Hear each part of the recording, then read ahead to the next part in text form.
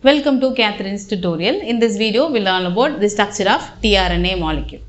There are three types of RNAs, that is mRNA, rRNA and tRNA. M stands for messenger RNA and R stands for ribosomal RNA and T stands for transfer RNA. The messenger RNA will carries the information. It carries the information from the DNA to the cytoplasm. It carries the information from DNA to the cytoplasm for the process or to produce protein by means of protein synthesis process, that is a function of mRNA. rRNA will help in the process of protein synthesis. This tRNA will pick the proper amino acid. They transfer the amino acids during the process of, or they can able to read. It transfers amino acid.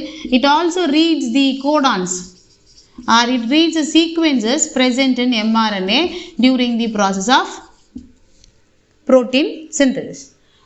When we take account of all these RNA among the group, the mRNA accounts for around 80% and rRNA is about 5% and tRNA is about 15%. So, among the three different types of RNA, the tRNA is about 15% and mRNA is around 80% and rRNA is around 5%. Now, we will just start to learn about the structure of tRNA. The tRNA is the smallest form of RNA. It is the smallest one. And this RNA is also known as soluble RNA. Why? Because it will be soluble in 1 molar of NaOH solution.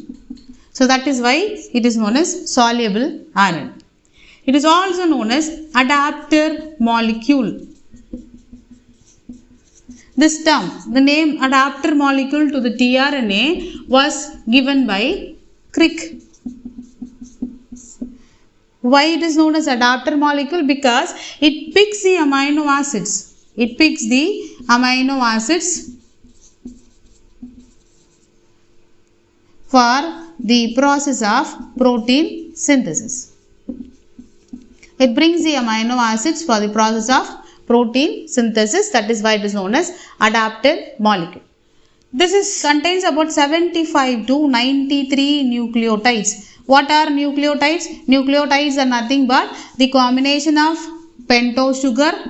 Here in case of RNA it is ribose sugar plus a nitrogen base plus a phosphate group, which makes them as a nucleotide. So, it contains around 75 to 93 nucleotides. The molecular weight. The molecular weight of tRNA is from 24,000 to 30,000 Daltons. So, the molecular weight of tRNA is around 24,000 to 30,000 Daltons. There is a model which was proposed in the year 1965 by Robert Hawley. He proposed a tRNA model which is also known as clover leaf model, which is actually two-dimensional model of tRNA, which is known as clover leaf model. This tRNA looks like an inverted L when we observe them in three-dimensional structure. When we observe tRNA in three-dimensional structure, it shows a structure of inverted L-shaped structure. So, it is actually a single-stranded molecule. Single-stranded molecule.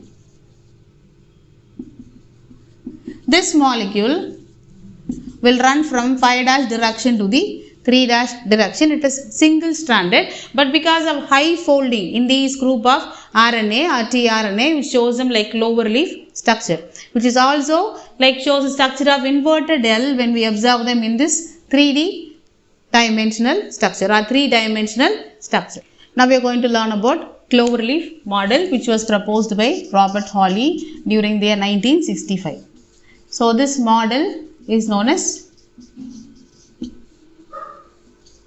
cloverleaf model. For his cloverleaf model, along with Nirenberg and Khurana, he was awarded with Nobel Prize during the year 1968. So for his cloverleaf model on tRNA structure, it has 4 arms.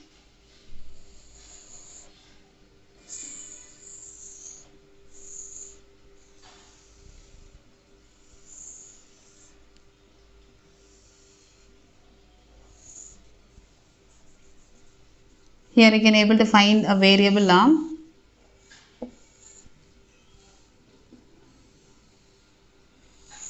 Here you can able to find one more arm.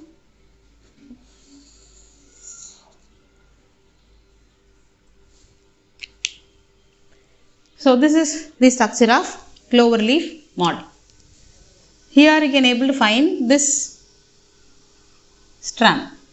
It starts from 5-N and this region has 3-N. We knew that it is a single stranded molecule because of high folding, because of their folding, it looks like a double stranded structure.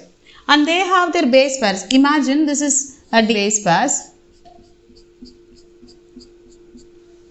A, U, G, C, A, U, C, C, G, G. Okay.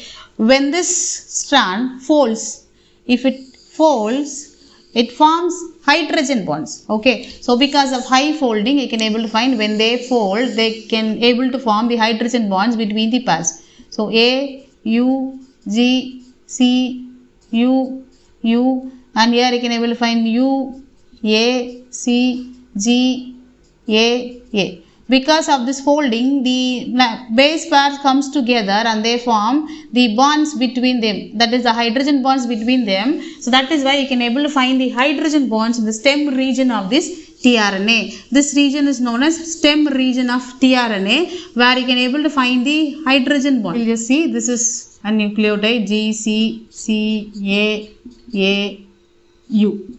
Here you can able to find C, G, G, U, A. So here you can able to find the hydrogen bonds between the base pairs.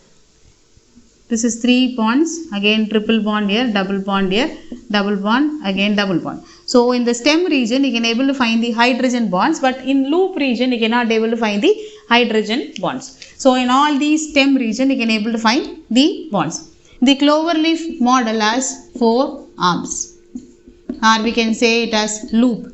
This region is known as stem region and this region is known as loop region of tRNA. So here in this 3-N we can able to find a specific amino acid sequence, that is CCA.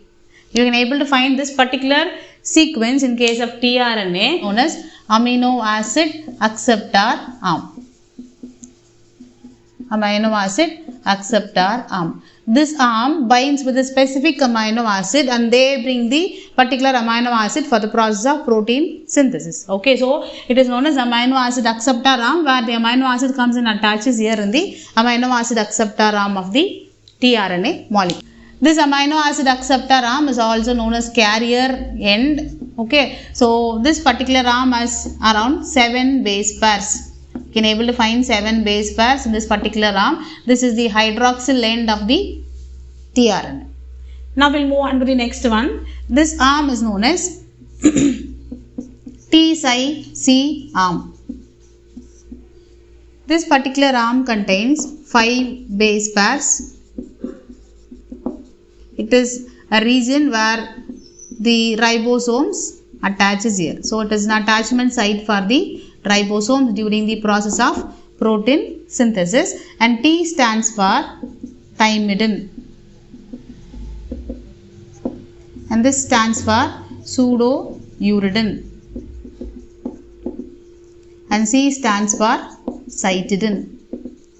In case of DNA, A always pairs with T and G always pairs with C. In case of RNA, A always pairs with U and G always pairs with C. But here in case of tRNA, you can able to find thymidine. This thymidine is also known as ribothymidine.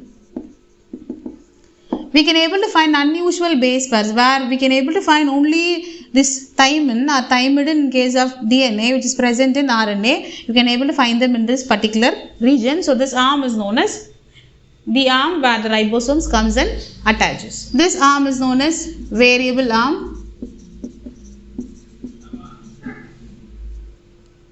And here you can able to find an anticodon arm. This arm is known as anticodon arm. This anticodon arm lies just opposite to this amino acid acceptor arm. This anticodon arm has codons which can bind to the mRNA sequence. So this anticodon can bind with the mRNA sequences, and this anticodon is also known as recognition site. Recognition site. It has 5 base pairs. So in this region you can able to find 5 base pairs.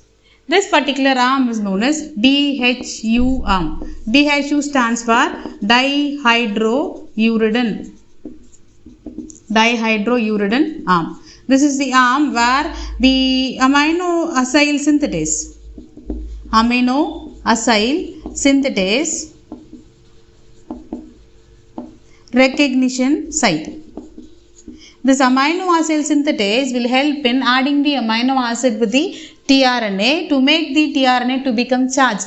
When the tRNA is known as charged, when it is connected with the proper amino acid, this amino acid synthetase enzyme will help in attaching the amino acid during the process of protein synthesis. When the tRNA is combined with amino acid, now the tRNA is known as charged tRNA. Charged tRNA. This function will be done with the help of an enzyme known as amino acid synthetase enzyme. And this arm has 4 base pairs. Okay. This site is known as amino acid acceptor arm, which is also known as the carrier end, which contains 7 base pairs, and it attaches with the amino acid, specific amino acid, a specific sequence known as CCA at the 3' end of this RNA.